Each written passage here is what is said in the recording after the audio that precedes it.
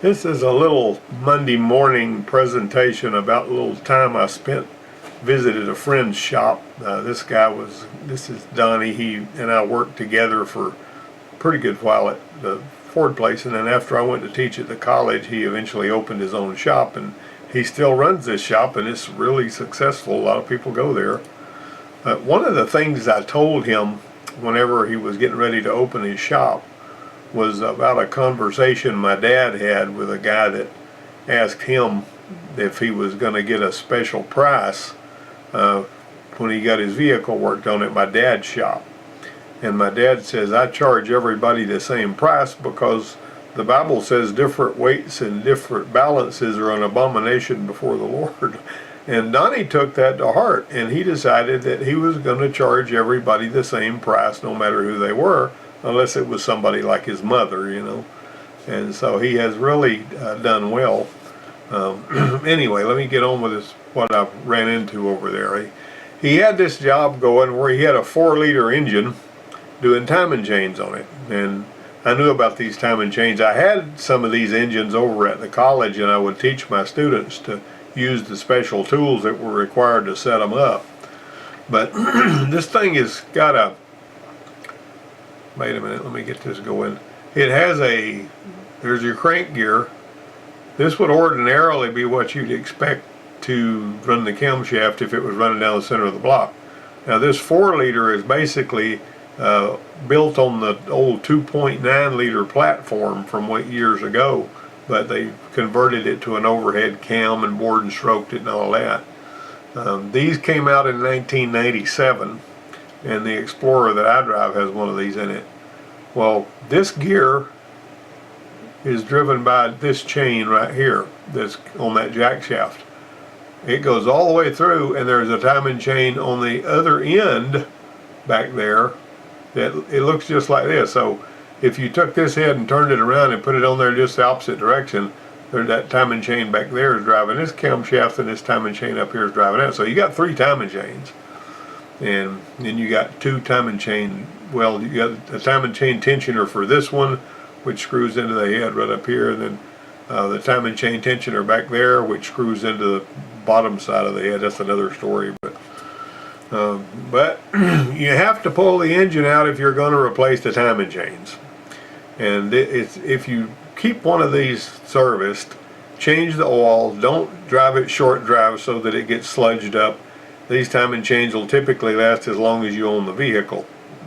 Matter of fact, I've talked a couple of times about this 2008 model that belonged to one of the instructors at the college. It was a dark blue one. She had 238,000 miles on it and never had any problem. We didn't even put spark plugs in it until I had 238,000 miles on it. But that thing ran like brand new. So these are some really robust, tightly well-built engines. The only thing that kills one, is if you drive it short distances and get it sludged up and you make a mess out of it like that. But there's a camshaft, there's a timing chain on the back of this head, and there's one on the front of this head.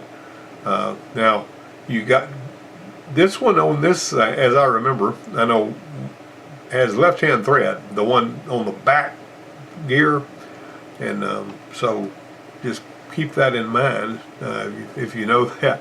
Of course, the thing about it is you're probably not going to be fooling with one of these anyway. This is not something do-it-yourself mechanics usually do. The timing gears have no keys or pegs, and that is a growing thing. There's lots and lots of engines out there now that don't have any keyway, no peg or anything. You're just supposed to use some tools to hold everything in place and then put it all, torque it all in.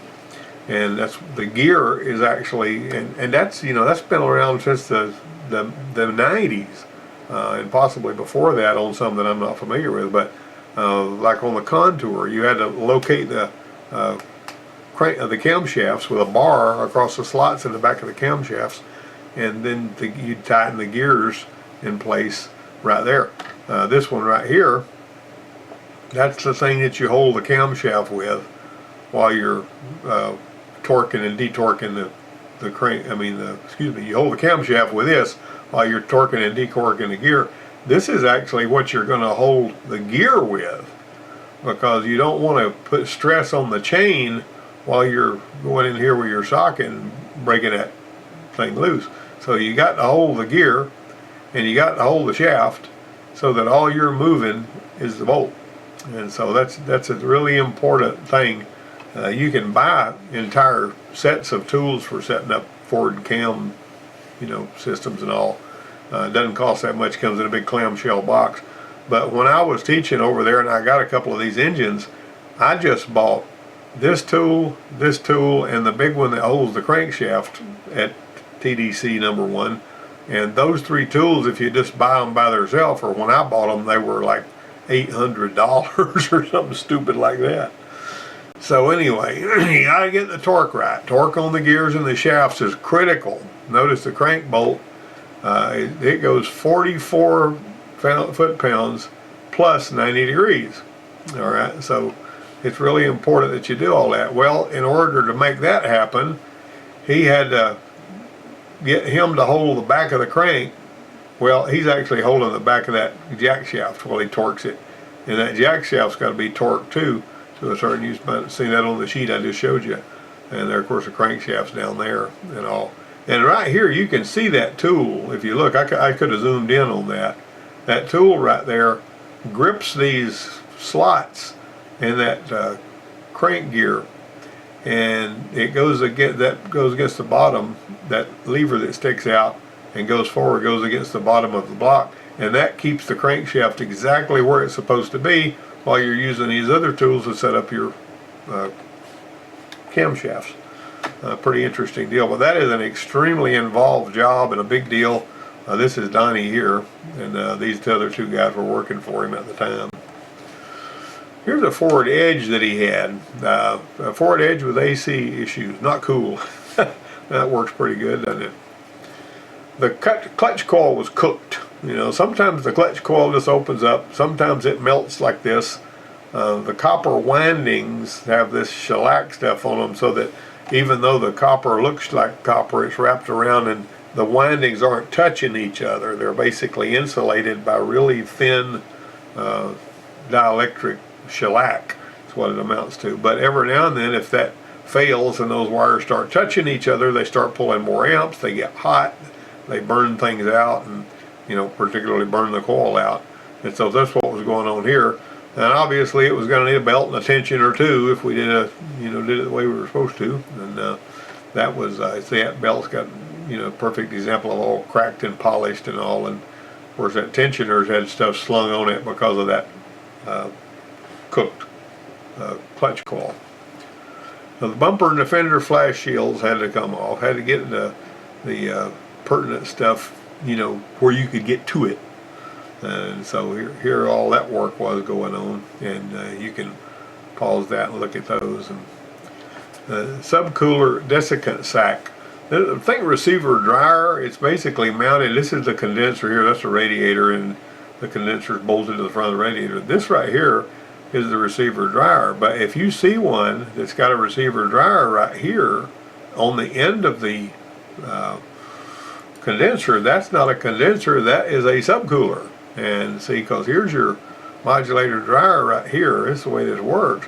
Hot gas comes in there and it turns into, basically it condenses into liquid, and then it passes from here into that lower passage and it gets cooled. In addition to turning into liquid, it doesn't leave there hot. You might notice your liquid line on most AC systems that don't have this set up gets really hot on its way to the evaporator. Then it goes through the orifice and it turns into low pressure liquid, then it evaporates into gas, and that's what absorbs the heat. But anyway, not only does this condense the compressed refrigerant that's coming from the compressor, it actually turns it into liquid, and it cools that liquid before it goes back out, which you can see how that would make for a better air conditioning setup. And so you got to replace that sack anytime you do any major system repairs. Now he pulled this radiator out of here to do that because he didn't really feel comfortable not replacing this desiccant bag.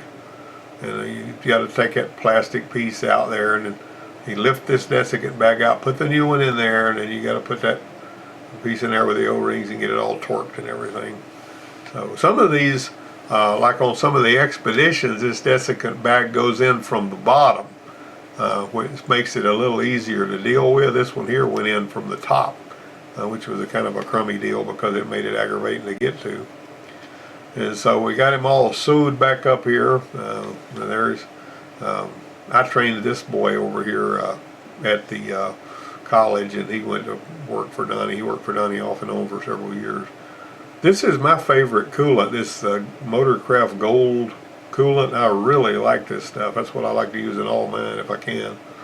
But anyway, there he was, you know, pulling the air out and getting it charged back up and got that AC going again. How about them dogs? He had all these dogs hanging around the shop all the time. He kind of likes dogs, and those dogs don't hurt a thing. They just kind of hang around out there and stay out of the way, you know, while he's working in the shop. That's where they like to be. My dad had a bunch of dogs like that hung out in his shop while he was working, and whenever there came a thunderstorm, they would get all up under his feet where he couldn't hardly walk because they were scared of that lightning, you know. There's another AC problem in an old Chevy. I got to get the AC back online. The guy just decided he was not going to go without AC anymore. The thing had AC, but you know, it had all kinds of issues, and this kind of compressor loves to leak. We replaced several of these, and at the college over there, and so Donnie had put a new compressor on this one here, but he really didn't have the kind of airflow or cooling that he needed. So he decided to get his Snap-on scope, the, you know, bore scope thing, look down in there to see what was going on in the evaporator case. And we got to get this junk out of here before we have any kind of airflow. That's all the garbage that was down in there clogging up the evaporator. And so, you know, of course, that was quite a process there, getting all that junk out of there. But once he got all that stuff cleaned out, that guy had frosty cold air on his Chevy. Now this old gold Mustang was lots of fun.